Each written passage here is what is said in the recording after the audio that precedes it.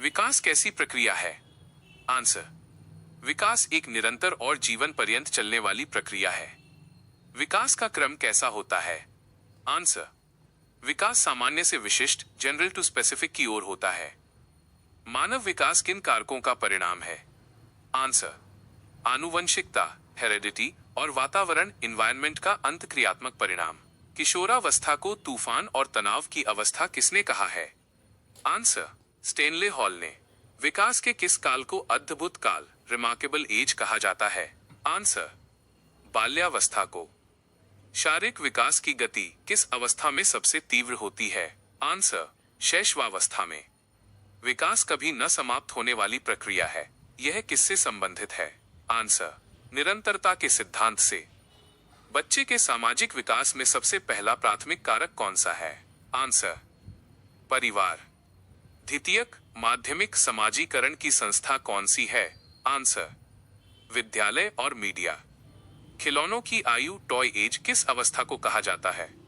Answer. पूर्व बाल्यावस्था को। गैंग एज किस अवस्था को कहा जाता है? आंसर। उत्तर बाल्यावस्था को। शिशु के मस्तिष्क का भार जन्म के समय लगभग कितना होता है? आंसर। लगभग 350 ग्राम। किस मनोवैज्ञानिक के अनुसार विकास एक सतत और धीमी प्रक्रिया है? आंसर। स्किनर के अनुसार। मानव जीवन की मनोभौतिक एकता क्या कहलाती है? आंसर। मन तथा शरीर का विकास। विकास कभी न रुकने वाली प्रक्रिया है, ये कथन किसका है? आंसर। स्किनर का। गर्भधारण से लेकर जन्म तक की अवस्था को क्या कहते हैं? आंसर। प्रसव पूर्व अवस्था प्रीनेटल स्टेज। शैशवावस्था की मुख्य विशेषता क्या होती है? आंसर।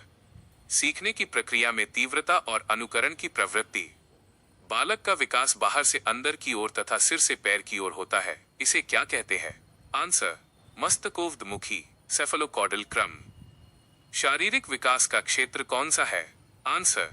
स्नायु मंडल नर्वस सिस्टम, मांसपेशियां और अंतस्रावी ग्रंथियां। किस अवस्था को जीवन का सबसे कठिन काल माना जाता है? आंसर। किशोरावस्था को। पियाजे मुख्य रूप से किस क्षेत्र से संबंधित थे? आंसर।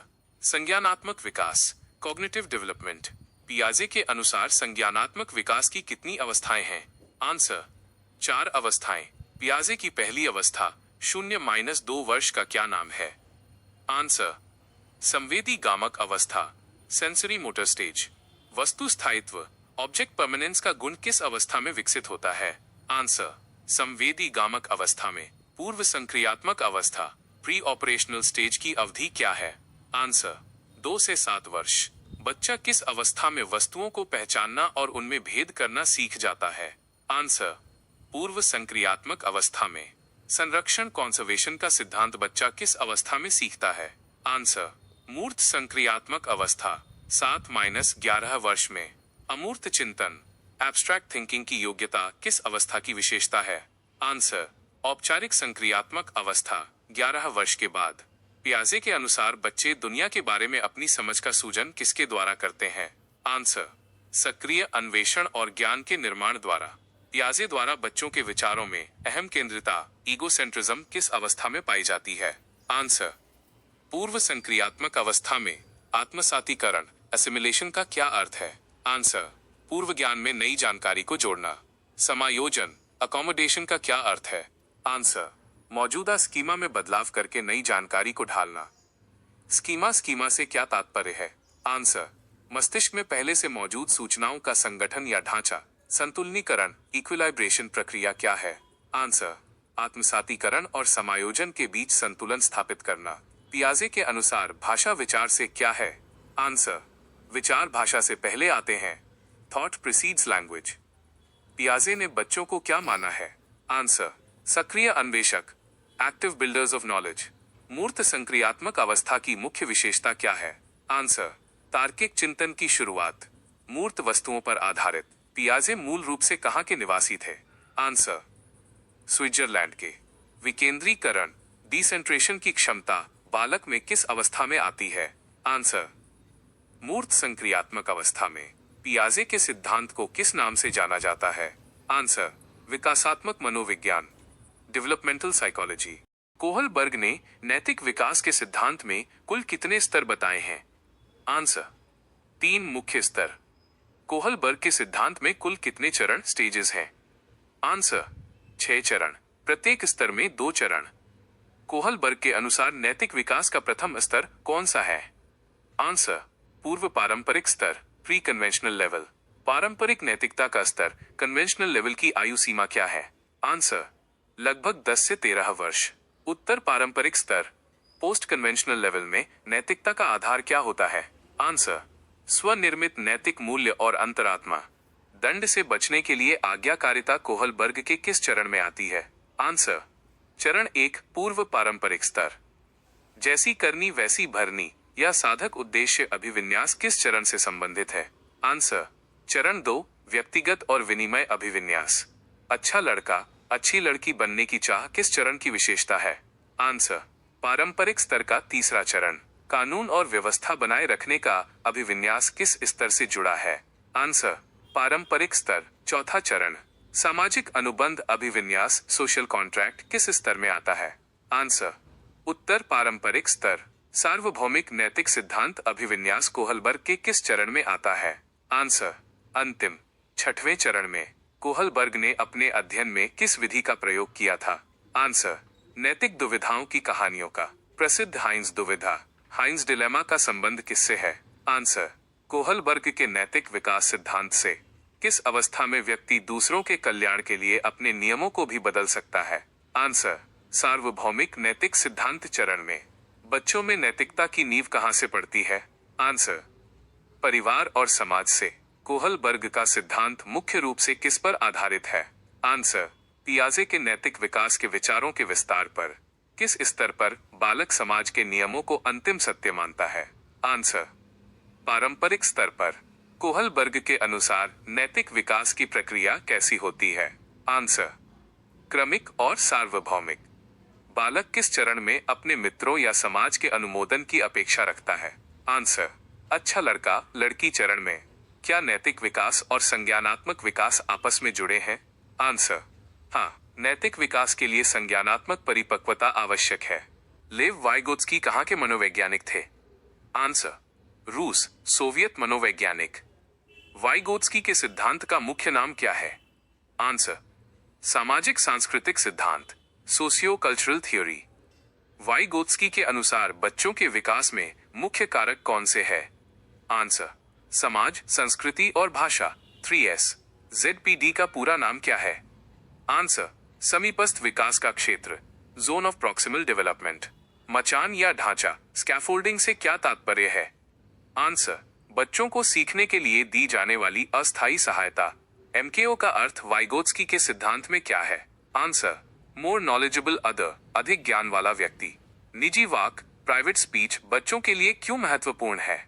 आंसर यह उनके स्वनियमन और चिंतन में मदद करता है। पियाजे के विपरीत वाइगोत्स्की का मानना था कि विकास में किसकी भूमिका सर्वोपरि है? आंसर भाषा और सामाजिक अंतःक्रिया की। बालक अपने ज्ञान का निर्माण किसके माध्यम से करता है? आंसर सामाजिक अंतःक्रिया, सोशल इंटरैक्शन के द्वारा। सहयोगात्मक अधिगम, कोलैबोरेटिव लर्निंग पर किसने सबसे ज्यादा जोर दिया? आंसर लेव वाइगोत्स्की ने। आंतरिक भाषण, इनर स्पीच वाइगोत्स्की के अनुसार क्या है? आंसर विचारों को निर्देशित करने वाली आंतरिक भाषा। सांस्कृतिक उपकरण, कल्चरल टूल्स बच्चे के विकास को कैसे प्रभावित करते हैं? आंसर बौद्धिक विकास को दिशा देकर। वाइगोत्स्की के अनुसार क्या भाषा और विचार जन्म से अलग होते हैं? आंसर हाँ, प्रारंभ में अलग होते हैं और बाद में मिल जाते हैं। पहाड़, स्कैफोल्डिंग शब्द का प्रयोग सबसे पहले शिक्षा के क्षेत्र में किसने किया था? आंसर जेरोम ब्रूनर ने। वाइगोत्स्की के अनुसार कक्षा में शिक्षक की भूमिका कैसी होनी चाहिए? आंसर मार्गदर्शक या सहायक, फैसिलिटेटर के रूप में। बच्चे समाज के वयस्क सदस्यों के साथ मिलकर क्या सीखते हैं? आंसर सांस्कृतिक मूल्य, परंपराएं और कौशल। पियाजे और वाइगोत्स्की दोनों में मुख्य अंतर किस बात को लेकर है? आंसर भाषा और चिंतन के विकास के क्रम को लेकर। स्कैफोल्डिंग की सहायता कब तक दी जानी चाहिए? आंसर जब तक बच्चा स्वयं कार्य करने में सक्षम न हो जाए। वाइगोत्स्की के सिद्धांत का शिक्षा में क्या उपयोग है? आंसर सह पाठ्यक्रम गतिविधियों और सहकर्मी शिक्षण, पीयर ट्यूटरिंग में बालक भाषा कैसे सीखता है? आंसर, सामाजिक परिवेश के साथ अंतःक्रिया करके। बाल केंद्रित शिक्षा चाइल्ड सेंट्रिक एजुकेशन के जनक किसे माना जाता है? आंसर, जॉन ड्यूई को। प्रगतिशील शिक्षा प्रोग्रेसिव एजुकेशन में सर्वोपरि किसे रखा जाता है? आंसर, बालक की आवश्यकताओं और रुचियों को। प्रगतिशील शिक्षा का मुख्य उद्देश्य क्या होता है? आंसर, बच्चों का सर्वांगीण विकास करना। जॉन डीवी के अनुसार विद्यालय कैसा होना चाहिए? आंसर, एक सामाजिक संस्थान और जीवन का वास्तविक केंद्र। लर्निंग बाय डूइंग करके सीखना का सिद्धांत किसने दिया? आंसर, जॉन ड्यूई ने। बाल केंद्रित कक्षा में शिक्षक की भूमिका कैसी होती है? आंसर, सुगमकर्ता या सुविधादाता फैसिलिटेटर की। समावेशी शिक्षा इंक्लूसिव एजुकेशन का मुख्य अर्थ क्या है? आंसर, सभी बच्चों सामान्य और विशिष्ट को एक साथ समान शिक्षा देना। राष्ट्रीय पाठ्यचर्या की रूपरेखा NCF 2005 किस पर बल देती है? आंसर, रटने की प्रवृत्ति से मुक्ति और ज्ञान को बाहरी जीवन से जोड़ना। एक प्रगतिशील कक्षा की सबसे बड़ी विशेषता क्या है? आंसर, विद्यार्थियों की सक्रिय भागीदारी। अधिगमकर्ता केंद्रित कक्षा में मूल्यांकन का मुख्य उद्देश्य क्या होता है? आंसर, सीखने की प्रक्रिया में सुधार लाना। फॉर्मेटिव असेसमेंट कक्ष में व्यक्तिगत भिन्नता इंडिविजुअल डिफरेंसेस का सम्मान करने के लिए शिक्षक को क्या करना चाहिए? आंसर, विभिन्न प्रकार की शिक्षण पद्धतियों का प्रयोग करना चाहिए। बाल केंद्रित शिक्षा में पाठ्यक्रम कैसा होना चाहिए? आंसर, लचीला और बाल रुचि आधारित। शिक्षा का अधिकार अधिनियम RTE एक्ट भारत में कब लागू हुआ? आंसर, 1 अप्रैल 2010 को। RTE अधिनियम 2009 के तहत प्राथमिक स्तर पर बच्चों के लिए आयु वर्ग क्या है? आंसर, 6 से 14 वर्ष। निःशुल्क एवं अनिवार्य शिक्षा का अधिकार संविधान के किस अनुच्छेद में है? आंसर, अनुच्छेद 21A में। कक्षा में लोकतांत्रिक माहौल डेमोक्रेटिक एनवायरनमेंट क्यों जरूरी है? आंसर, स्वतंत्र अभिव्यक्ति और स्वतंत्र चिंतन के विकास के लिए। सतत एवं व्यापक मूल्यांकन CCE में सतत कंटिन्यूअस का क्या अर्थ है? आंसर, शैक्षणिक और सह शैक्षणिक पक्षों का नियमित मूल्यांकन। व्यापक कॉम्प्रिहेंसिव मूल्यांकन से क्या तात्पर्य है? आंसर, छात्र के विकास के सभी पक्षों संज्ञानात्मक भावनात्मक क्रियात्मक का आकलन। समूह शिक्षण टीम टीचिंग का मुख्य लाभ क्या है? आंसर, विद्यार्थियों को श्रेष्ठ शिक्षकों की विशेषज्ञता का लाभ मिलना। बाल केंद्रित शिक्षा किस मनोवैज्ञानिक दर्शन पर आधारित है? आंसर, अनुभवजन्य और प्रकृतिवादी दर्शन पर। आपके सभी 100 CDP प्रश्न उत्तर का रिवीजन पूरा हो गया है। CTET परीक्षा के लिए बहुत बहुत शुभकामनाएं।